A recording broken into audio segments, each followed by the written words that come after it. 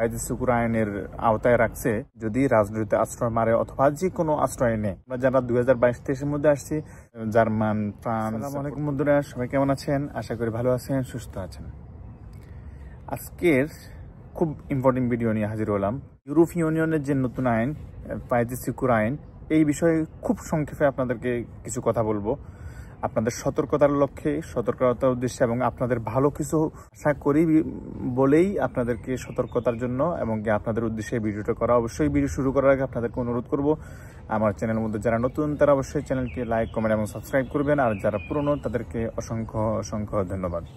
বর্তমানে ইউরোপীয় ইউনিয়নের যে ঘোষণা হয়েছে আইজি সুকুর আইনের আওতায় রাখছে বাংলাদেশ সহ আরও কয়েকটা রাষ্ট্র, এটার অর্থ হচ্ছে বাংলাদেশ নিরাপদ রাষ্ট্র।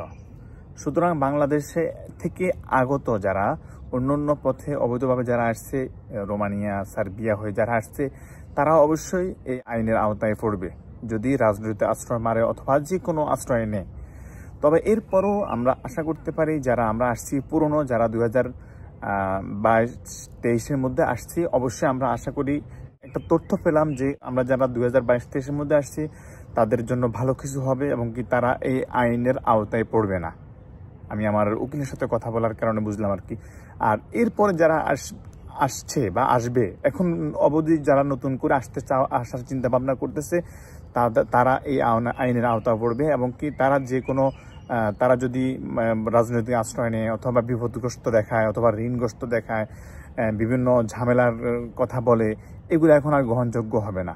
তবে এরপরও আমরা আশা করি, ইতালি হচ্ছে মানবাধিকার দেশ, এ দেশের মধ্যে অবশ্যই আমরা আশা করি এ দেশে ভালো কিছু হবে।